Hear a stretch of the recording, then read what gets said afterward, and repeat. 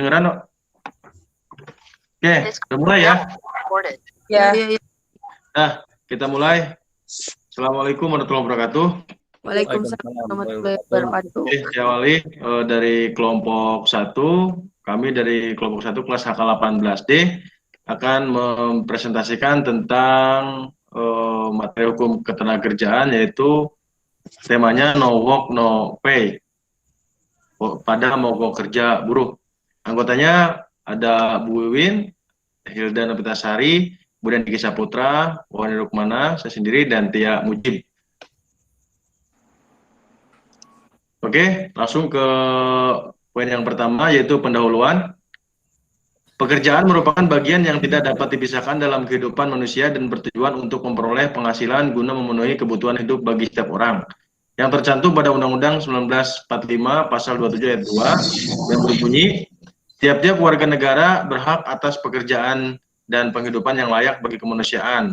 Hubungan kerja adalah hubungan antara pengusaha atau majikan dengan pekerja atau buruh berdasarkan perjanjian kerja yang mempunyai unsur pekerjaan, upah, dan perintah. Berikutnya, eksistensi asas no work no pay menurut pasal 1602 KUH Perdata atau BW menyatakan pengusaha atau majikan diwajibkan membayar upah kepada pekerja atau buruh pada waktu yang telah ditentukan. Secara umum, perjanjian kerja yang disepakati telah mendapatkan perlindungan dari pemerintah meliputi upah, kesejahteraan, dan lain-lain. Pengupahan dalam KUH Perdata atau BW, pengusaha memiliki bargaining position yang kuat, buruh atau pekerja pasrah dengan upah yang akan ditawarkan oleh pengusaha, sedangkan pemerintah tidak dilibatkan dalam hal pengupahan. Pemerintah semakin intens dalam membuat kebijakan di bidang ketenagakerjaan yang berkaitan dengan pengupahan. Selain itu juga pemerintah ikut serta dalam kebijakan persoalan kesejahteraan yang tertuang dalam Undang-Undang Nomor 33 Tahun 1947 tentang kecelakaan. Slide berikutnya, silakan dilanjut.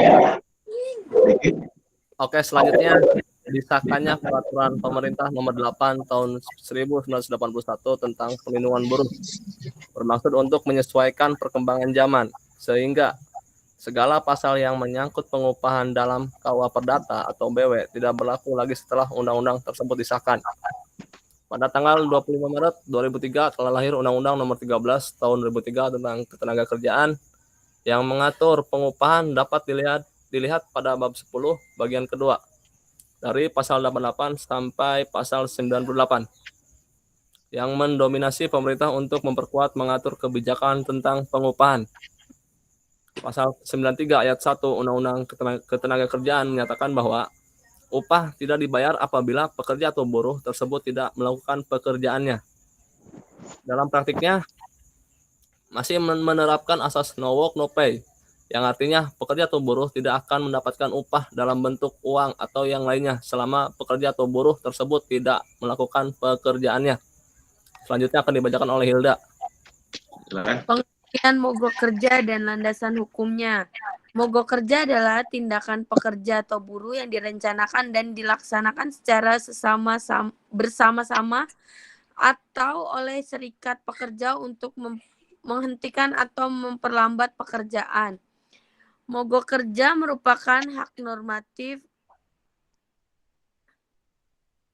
pekerja atau buruh yang dilindungi negara. Keberadaan mogok kerja semakin kokoh mendapatkan perlindungan dari negara dengan hadirnya Undang-Undang Nomor 13 Tahun 2003 tentang Ketenagakerjaan Pasal 137 sampai 145 dan Kepmenaker Trans Nomor 232 Tahun 2003 tentang akibat hukum mogok kerja yang tidak sah. Menurut pasal 2 menyebutkan bahwa mogok kerja merupakan hak dasar pekerja atau buruh dan atau serikat pekerja yang dilakukan secara sah, tertib, dan damai sebagai akibat gagalnya perundingan. Lanjut. Berdasarkan peraturan yang mengatur mengenai mogok kerja dapat dikategorikan menjadi dua, yaitu mogok kerja yang tidak sah dan mogok kerja yang sah. Mogok kerja yang tidak sah itu 1. Bukan akibat gagalnya perundingan. 2. Tanpa memberitahu kepada pengusaha dan instansi yang berkaitan. 3. Dengan memberitahu kurang dari 7 hari sebelum pelaksanaan mogok kerja. mogok kerja yang sah. 1. Gagalnya perundingan.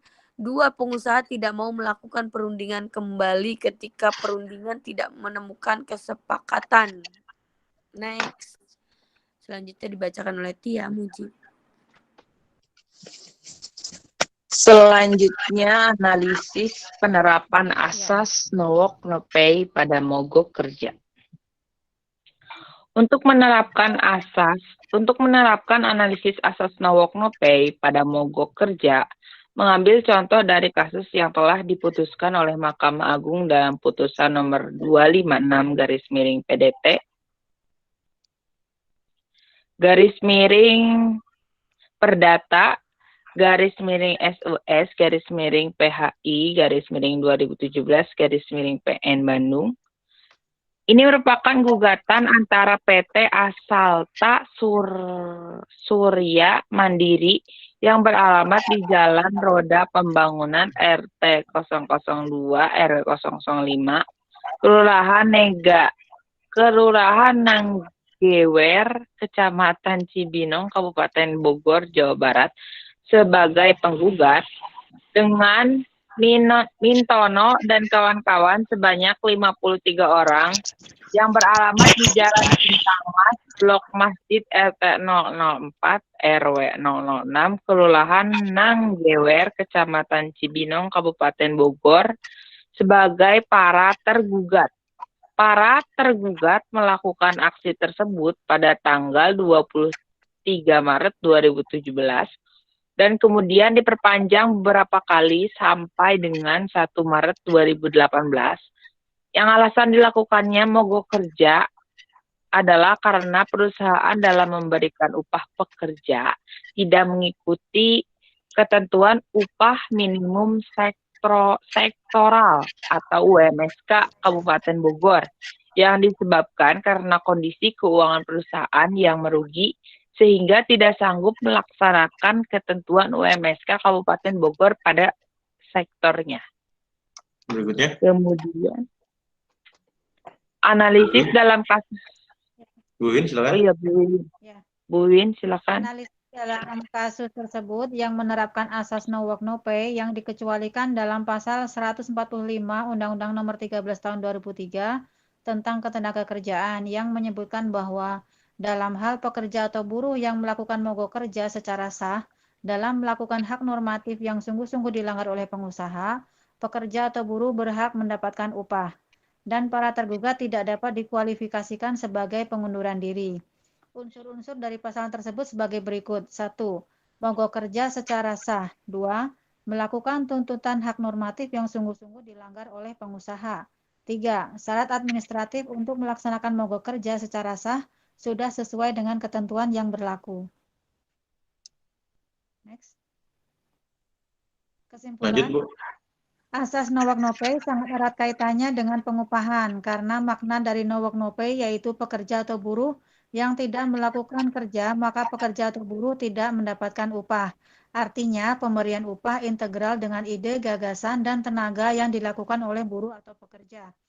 Asas no work no pay tetap dipertahankan semenjak diberlakukannya KUH Perdata atau BW sebagai peraturan yang mengatur ketenagakerjaan sampai dengan disahkannya Undang-Undang Nomor 13 Tahun 2003 tentang Ketenagakerjaan. Oke, terima kasih atas pemaparan dari kelompok kami, kelompok 1 di kelas AK18D. Semoga apa yang sudah kita sampaikan di kelompok 1 bisa menjadi pembelajaran buat kami. Untuk kekurangannya atau penambahan materi bisa nanti disampaikan dari Pak Abbas. Semoga bisa memberikan arahan untuk kami tentang presentasi yang sudah kita sampaikan. Kurang lebihnya dari kelompok kami mohon maaf. Saya Heri. Assalamualaikum warahmatullahi wabarakatuh. Waalaikumsalam warahmatullahi wabarakatuh.